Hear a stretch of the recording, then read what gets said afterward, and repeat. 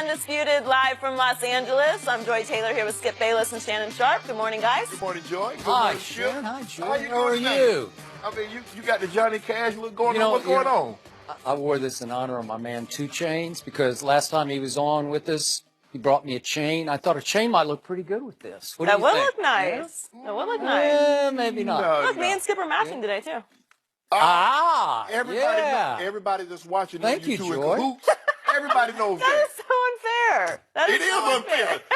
You're exactly right. Thank you for saying that. As Skip mentioned, coming up later in the show, 2 Chainz will be here with us in studio. But first up, the Packers ended their 4-game losing streak with a 27-13 win against the Eagles last night. Aaron Rodgers threw for over 300 yards with 2 touchdown passes. This was the first time in the last 5 games the Packers defense held a team under 30 points.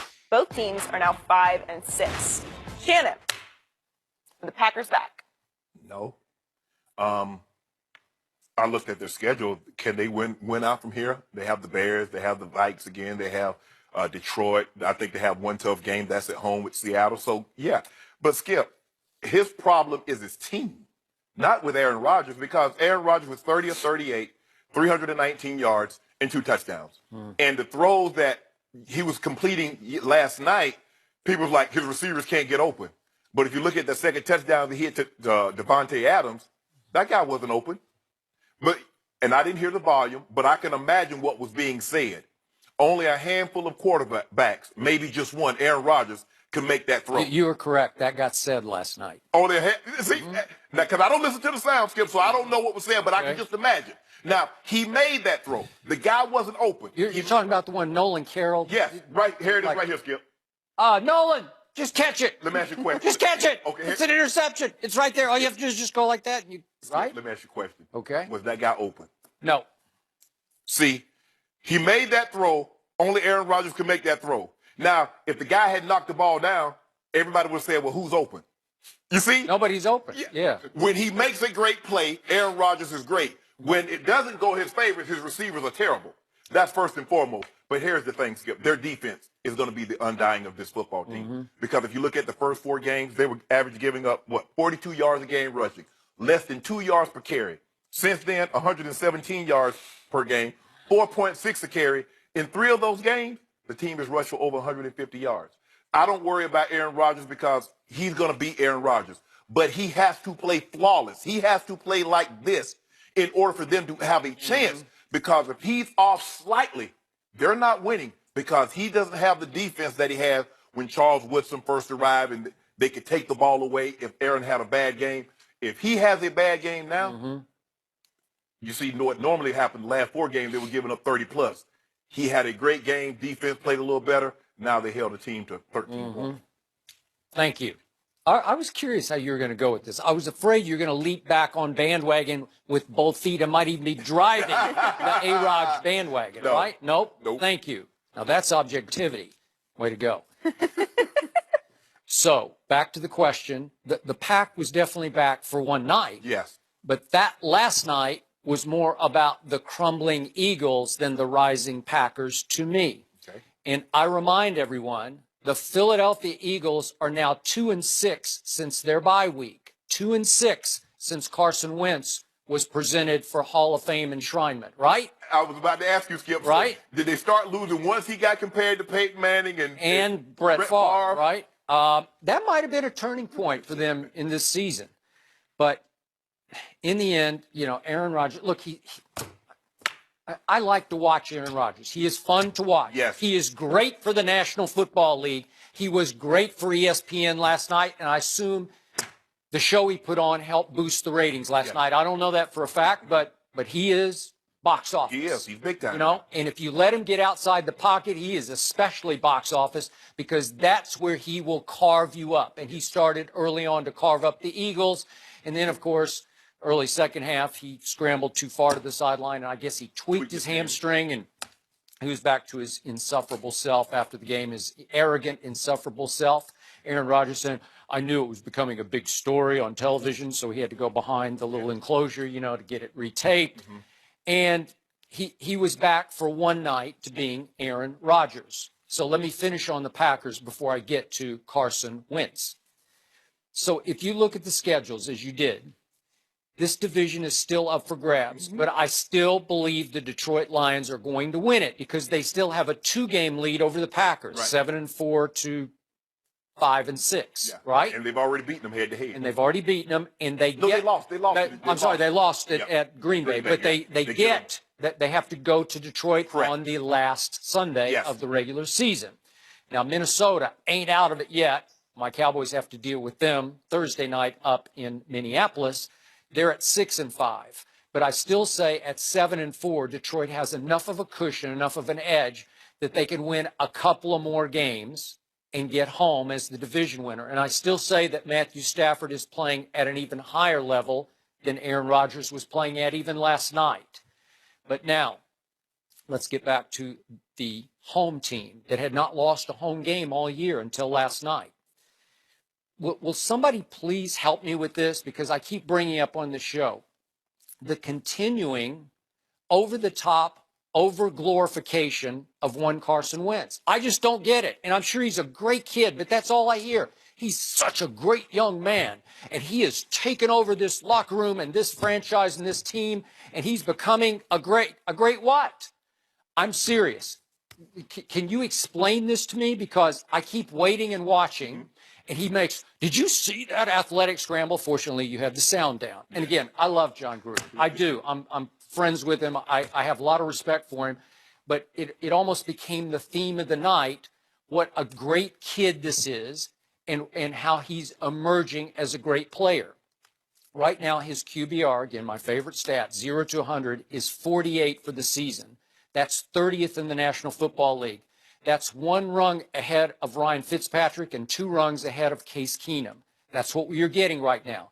Wow. Can you give him the rookie excuse? Well, Dak's not getting it right now. Dak Prescott, that guy, the guy who plays for. I keep hearing it. Well, you heard that, yes, right? But I keep hearing that on all the broadcasts. He can't be sort of ranked as graded as a rookie anymore because he's played he's won 10 games in this league, so he's beyond rookie status. But this kid, Carson Wentz, sometimes you spell it W-I-N-C-E, as in I knew right? you were going to say that. Okay, because this kid will repeatedly make that one mistake as he did last night, the interception to Clinton Dix, and when I watch him, I'm sort of afraid for him because he always keeps me on edge because he's never seemingly quite sure what he's going to do. It's a little bit, it's a little hyper in the pocket. It's a little happy-footed. It's a little deer in headlights occasionally. I see the big arm. I see the strength. I see occasional accuracy, but it comes and it goes. Right. And he is often wild high. So after the overglorification of comparing him, his new head coach, who's also a rookie, right? Yes. Comparing him to both Peyton Manning and Brett Favre, he has really struggled over the last 8 games. And they have struggled. In their defense, slowly but surely, which I thought was going to be a pretty solid unit under Jim Schwartz, it has lost confidence and lost its way. So bottom line, last night, uninspired by the quarterback, Carson Wentz, who managed 13 points against a defense that we would both agree is one of the worst in the National Football League. Think of that. Bottom line, Carson Wentz at home scored 13 points, or his offense scored 13 points against the Green Bay defense.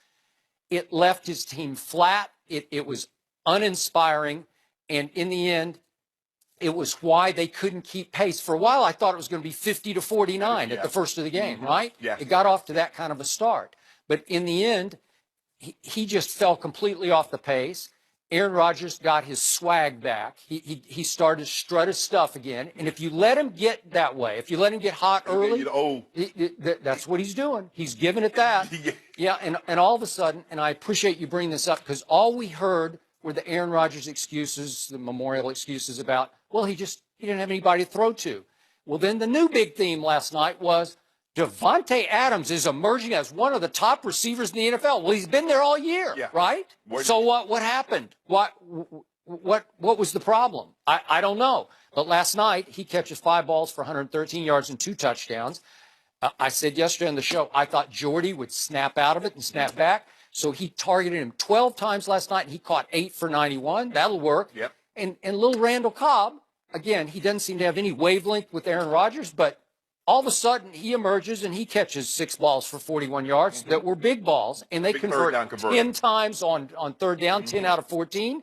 And it all happened because this defense kept letting him get outside the pocket and shred them, carve up the Philadelphia Eagles. And the Eagles have lost their way. They've fallen to the bottom of the NFC East after we thought they were the hottest thing maybe in the NFC early on. And remember, this is a defense that at home was allowing under 10 points a game.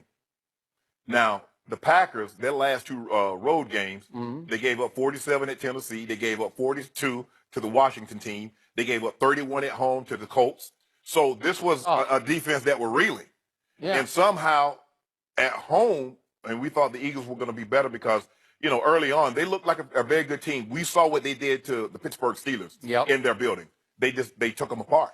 And for whatever reason, I don't know if he hit a wall.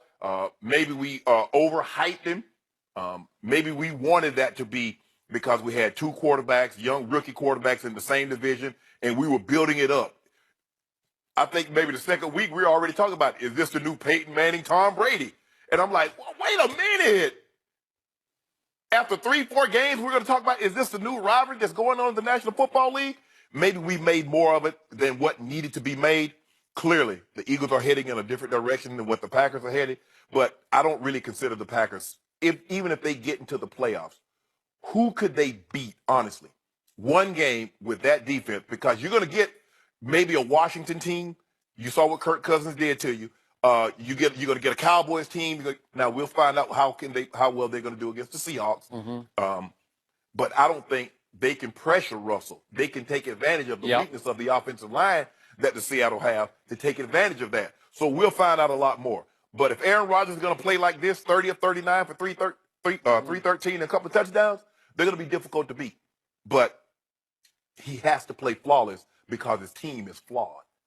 Well, I just hope he plays one more game like this, and that is December the 11th at Lambeau Field. I need him to come up big. You got to do it for me because I've been your biggest supporter. No, you Aaron haven't. Rodgers. You got to come up big. I need 30 of 39 for 331. I need 10 of 14 on third down. I need it on December 11th at Lambeau against the Seattle Seahawks. Well, he was listening to you yesterday. Did you a favor yesterday? You asked him. I know. Just do away with the Eagles, and I think he buried the Eagles for him. Thank you. Why are you so afraid of Seattle? What is it about them? Their defense. Hold up, but you got respect them. You got Dak. He's the #1 QBR in all of football. I'm glad you brought that up. You just said that, but you said it facetiously, and I hear nobody talk about Dak Prescott. I still hear a lot more about Carson Wentz than I do about Dak Prescott, who is leading the entire NFL in QBR, while Carson, W-I-N-C-E, is ranked 30th in QBR. And yet, for 3 weeks, all I heard, even on this show, was Carson Wentz is better than Dak Prescott. Long term, you got to take Carson Wentz. No, you don't.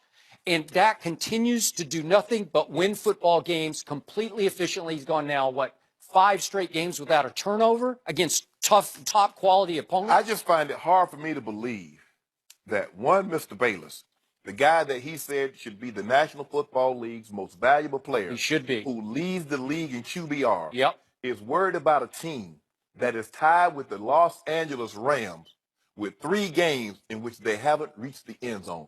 And Skip Bayless is worried about that with Dak Prescott? Well, who else would I be worried about? The Giants? You got Jesus and Cleats playing quarterback for the American say that. team. No, I didn't say that. But you know what? When I hear what a great young man Carson Wentz is, I think Dak Prescott's an equally great young man. I've heard nothing bad about Dak Prescott. Although I would like all football players to be great young men, my quarterback, I want him to win. I want him to be able to put me into the end zone. I want him to be able to 10 in a row? You want him to win 10 straight games? So I wish people stop saying that. Look, he's not running for a senior class president. He's not running for public office. So stop talking about he's a great young man. Is he? And that's what, when you do games, when you're color, you have to put on a positive spin, Skip. So you got to say everybody, because if you didn't know anything about football and you just watch and just listen, all 53 guys can play. All 53 guys are going to the Hall of Fame, which you and I know is not true. Sometimes, can we call it like we see it? He's not playing very well. Stop saying, but see, that's a cover-up. When you say he's a good young man, okay, what about his talent? Is he supposed to be a quarterback, or is he supposed to be a public office figure? But then fans would accuse you of being biased. So what do I expect the fans? They're fanatic for their particular team. Right, but if they're watching. But everybody think, even if you say Aaron Rodgers is the greatest thing, oh, you don't mean it. So you can't win either way. So I've learned a long time ago, if you worry about what the fans say, pretty soon you'll be up in the stands with them, cheering for and against someone else. So you just got to speak openly and honestly. But he's a great young man. Okay, I get all that. All right. But is he helping his team? Him being a great young man, how many wins does that equate to, Skip? None. Okay. But it helps if you are a great man, if you're a really good player, too. Absolutely. It's a good combination. Yes, okay? yes. And Dak has that. But back to your question. It's a valid one. I'm not afraid of the Seahawks, but am I concerned about having to play at Seattle in the NFC Championship game? Why wouldn't I be? Is that not the toughest venue in sports? Hold on. Have they not been to 2 Super Bowls with that defense? Yes. Yes? But you have the second greatest offensive line ever assembled in the history of football behind that mid-90s Dallas line.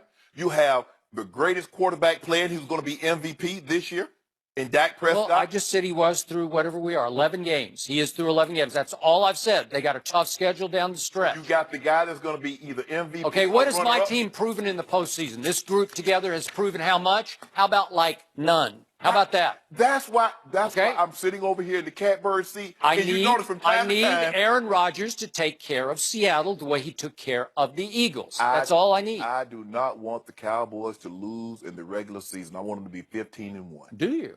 I'll take that. And then come playoff time. Because, see, if they lose now, it won't hurt you, Skip.